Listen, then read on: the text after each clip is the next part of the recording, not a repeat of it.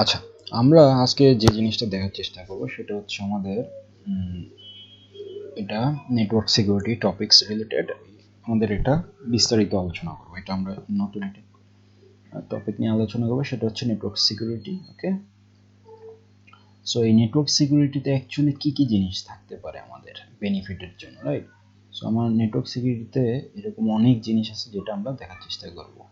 So আমি এখানে কয়েকটা 10টা লিস্টে ভাগ করে নিয়েছি। সেগুলো কি কি?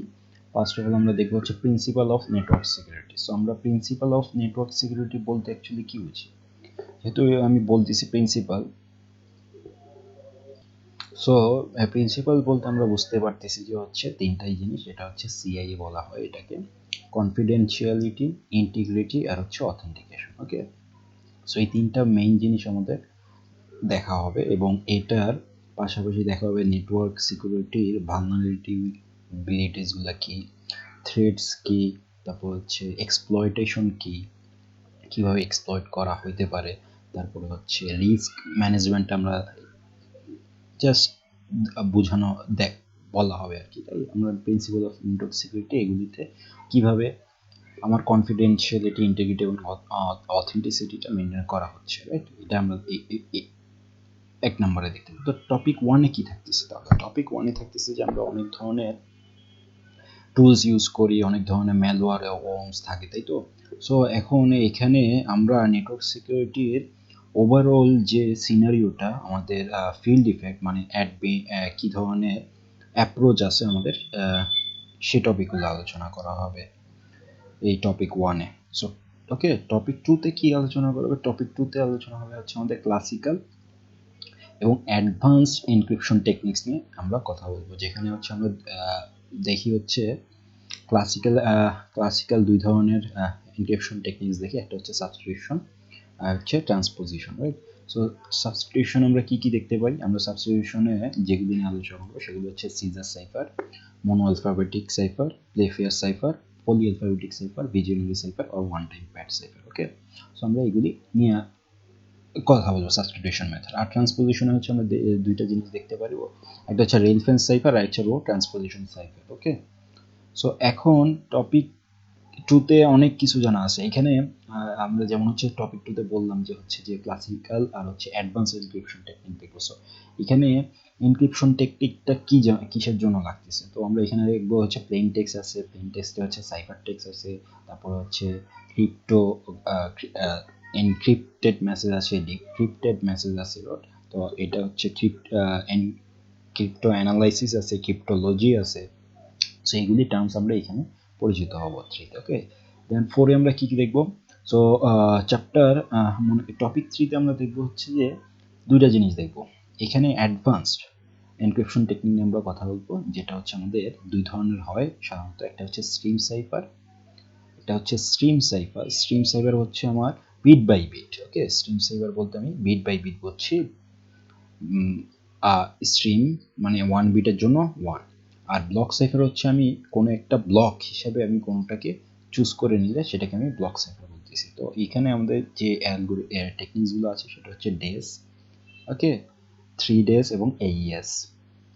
এখন ডেস কি জিনিস, 3DS কি জিনিস, এইএস কি জিনিস? এই তো অ্যাডভান্স এনক্রিপশন টেকনিক, রাইট? এটা আমরা আলোচনা করব।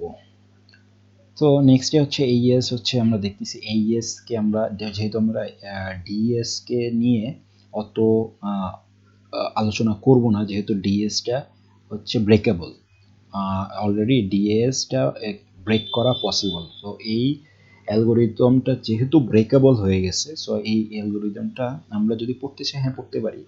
বাট এখন আমাদের এটা নিয়ে যেহেতু এটার উপরে বেস করে আমাদের এইএসটা ডেভেলপ করা, তো আমরা এইএসটাকে মেইনলি প্রায়োরিটি দেবো। সো এইএস অ্যাডভান্স এনক্রিপশন টেকনিকটা দেখবো, অ্যাটেন্ডেন্স সিস্টেম, যেটা হচ্ছে আমরা এটা কিভাবে অ্যালগোরিদমটা ক্রিয়েট করা হয়েছে সেটাও দেখবো, এবং এক্সাম্পল হিসেবে দেখার চেষ্টা করব যে এটা কিভাবে সলভ করতে হয়। তো ফার্স্টে আমরা দেখতেছি যে একটা স্টেট অ্যারে থাকবে আমাদের।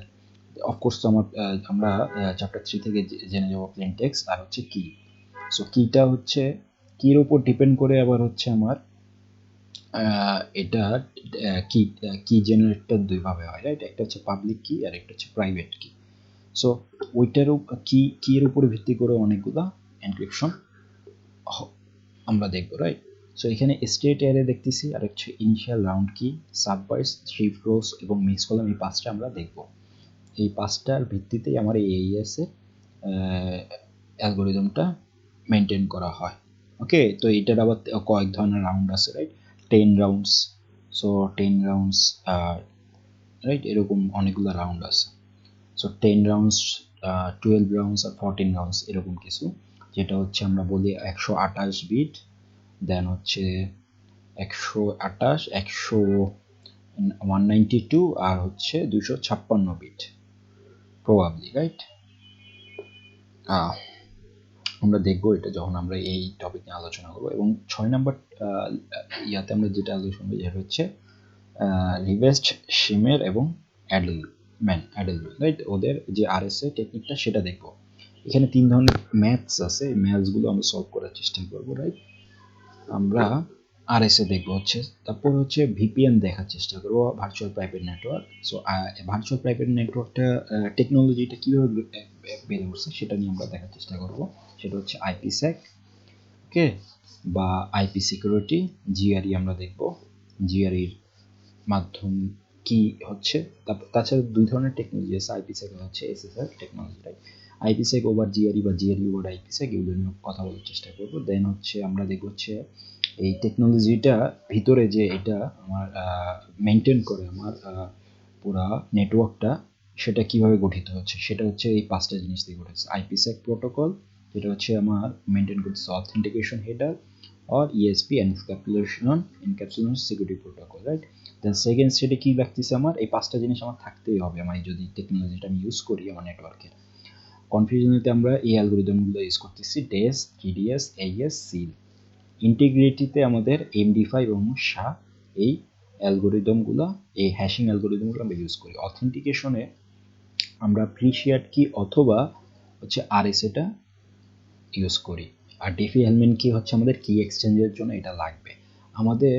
এখন আমি যদি কিটা এক্সচেঞ্জ করার জন্য কোনো একটা সিক্রেট কি হিসেবে কোনো অ্যালগোরিদম সেট না করি, তাহলে তো আমি আমার কিটা শেয়ার করতে পারবো না। তো আমার ডাটাগুলো হচ্ছে সেফ থাকতেছে হচ্ছে কনফিডেন্সিয়ালিটির মধ্যে, ইনক্রিপ্টির মাধ্যমে, হ্যাশিংয়ের মাধ্যমে আমি আমার ডাটাকে আনচেঞ্জ রাখতেছি। অথেন্টিকেশনের জন্য আমি RSA অ্যালগোরিদম ইউজ করতেছি, রাইট? সো আমার প্রত্যেকটা লেয়ারে আমি হচ্ছে আমার সিকিউরিটিটার জন্য আমি হ্যাশিং টেকনিক বা অ্যালগোরিদম টেকনিক বা আমার কি জেনারেটিং টেকনিক বা কি এক্সচেঞ্জের জন্য আমি আমার বিভিন্ন টেকনিক ব্যবহার করে দিচ্ছি। এই টেকনোলজিটি হচ্ছে আমার VPN টেকনোলজি। তাছাড়া VPN টানেলিং একটা, অফকোর্স VPN টানেলিংটাও আমাদের দেখা হবে এখানে। প্রোটেক্টিং দ্য নেটওয়ার্কস দেখবো এরপরে আমরা, কীভাবে আমাদের নেটওয়ার্কটাকে প্রোটেক্ট করতে হয়। সো আমরা যদি আমাদের নেটওয়ার্কটা প্রোটেক্ট না করতে পারি, তার মানে আমাদের কোনো কাজই অ্যাকচুয়ালি করা হয়নি। আর নেটওয়ার্ক অ্যাটাকস নিয়ে দেখবো, ওকে? সো আমরা পরে দেখবো হচ্ছে নেটওয়ার্ক কী ধরনের নেটওয়ার্ক অ্যাটাকস হয়। যেমন যে আমাদের বিভিন্ন ধরনের নেটওয়ার্ক অ্যাটাকস আছে, তাই না? আমাদের হচ্ছে DHCP অ্যাটাক, ICMP অ্যাটাক, তারপর হচ্ছে ICMP attack, DHCP attack, ARP cache poisoning attack, DDoS attack, DOS attack, তারপর malware attack, phishing attack. So these are the vulnerabilities of our, তো ransomware, তাই না, ম্যালওয়্যারগুলো। সো বিভিন্ন ধরনের যে অ্যাটাকগুলো সেগুলো নিয়ে আমরা কথা বলবো। এবং লাস্টে দেখবো হচ্ছে ইনপয়েন্ট, কীভাবে সিকিউরিটিটা মেজারমেন্ট করা যেতে পারে থ্রো ফায়ার অল বা অন্য কোনো লেয়ারের মাধ্যমে, রাইট? যেটা আমাদের ইনপয়েন্ট সিকিউরিটিতে আলোচনা করবো। সো আমরা এই এই লেকচারটা এখানে শেষ করবো এবং আমরা এই পরের লেকচার থেকে এগুলো ব্রিফলি আলোচনা করার চেষ্টা করবো এই টপিকগুলো, okay? So that's it for this video, I guess. Thank you.